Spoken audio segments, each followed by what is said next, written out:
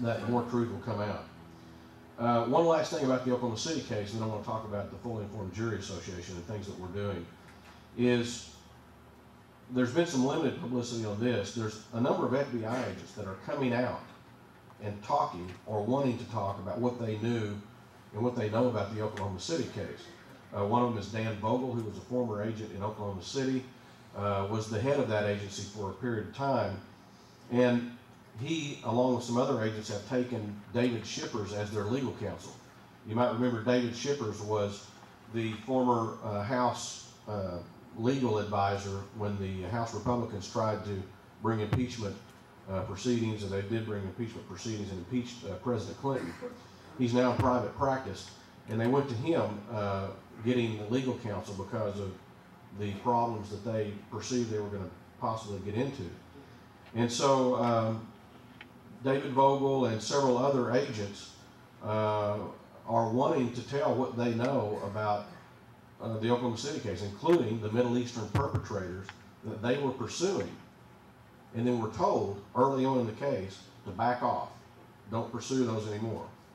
It's only going to be McVeigh and Nichols, if you can imagine that. You know, don't pursue those Middle Eastern terrorists that were involved in the Oklahoma City case.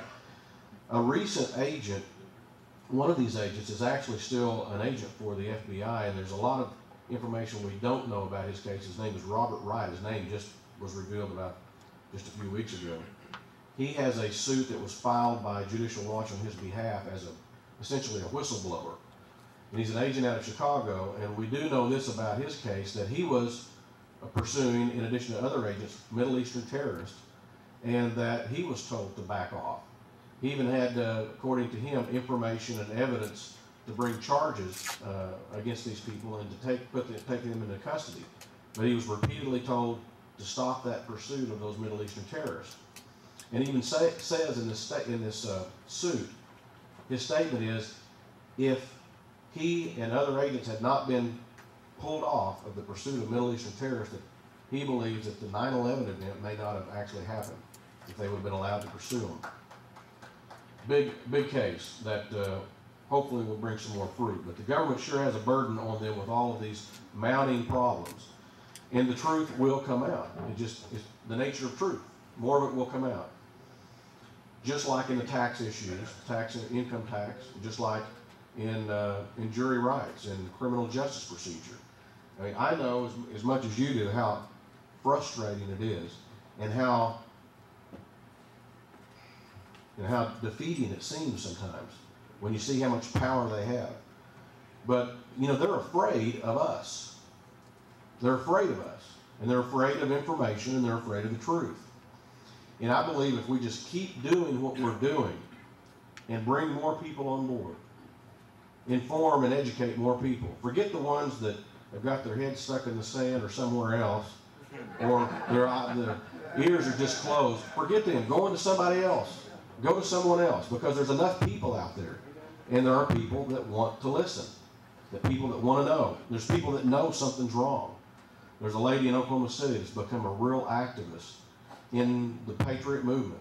And she was just telling me a couple of days ago that just about a year ago, she became aware of a lot of things. She educated herself, to not being able to go into her full story, but she said for several years, I knew something was wrong, something wasn't right, things didn't add up.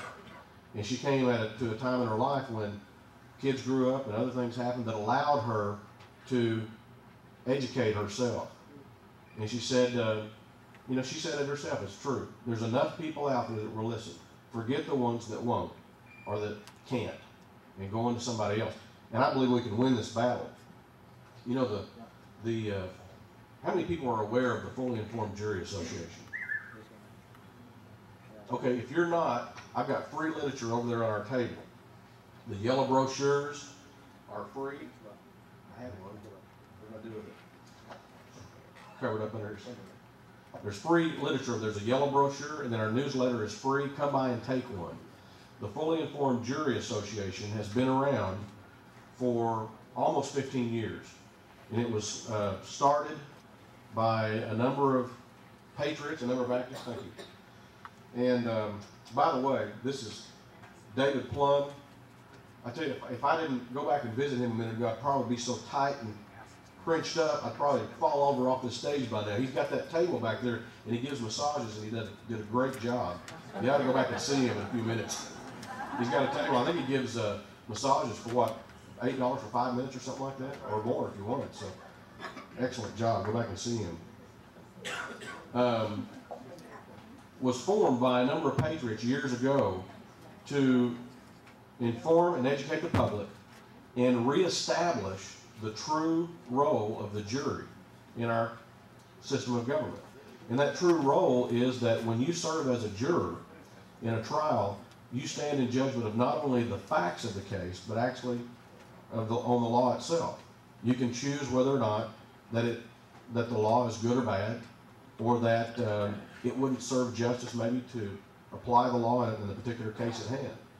And a juror can use their conscience when they bring in a verdict. Now that's contrary to what you'll hear today. We used to hear instructions like that in the first 100 years or so of this country. But today, the most common instruction is something like this. A judge will say to the jury, you must accept the law as I give it to you, and you must bring in a guilty verdict if the facts show that the defendant committed, the acts to break this law. Well, that's not true. And it's kind of funny, everybody in a courtroom practically has to take an oath to tell the truth, except for the judge and the lawyers. And they lie all the time. And that's one of the big lies. And the fully informed jury has been fighting this for years. I first became aware of the fully informed jury when I was in Oklahoma, in the Oklahoma legislature. And I didn't know what it was. I thought jury, the technical term is jury nullification. I thought, jury nullification, what's that?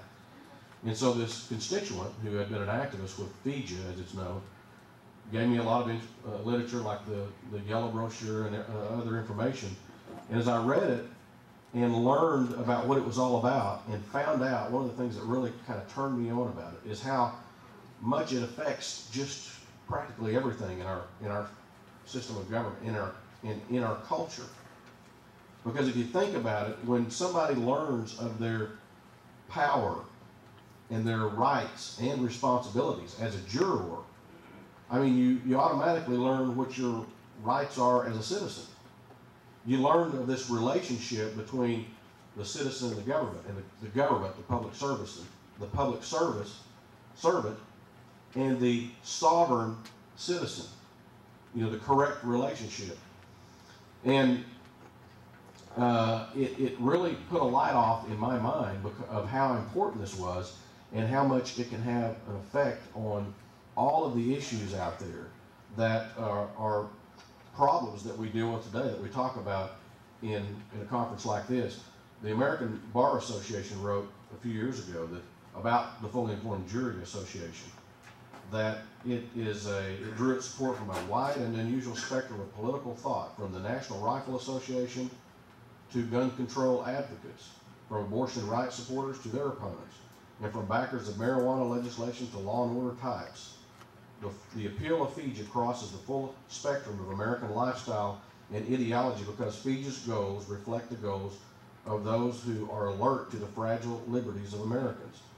And it says FIJA is probably the most broad-based, not-for-profit educational coalition in existence. Well, that's one thing I noticed when I first became aware of FIJA. I couldn't figure it out. You got pro-lifers, pro-choicers, or pro-abortion types, whatever you want to call them. You've got environmentalists on one hand, you've got gun control folks, the NRA, the GOA, and then you've got ones that are gun control advocates, etc.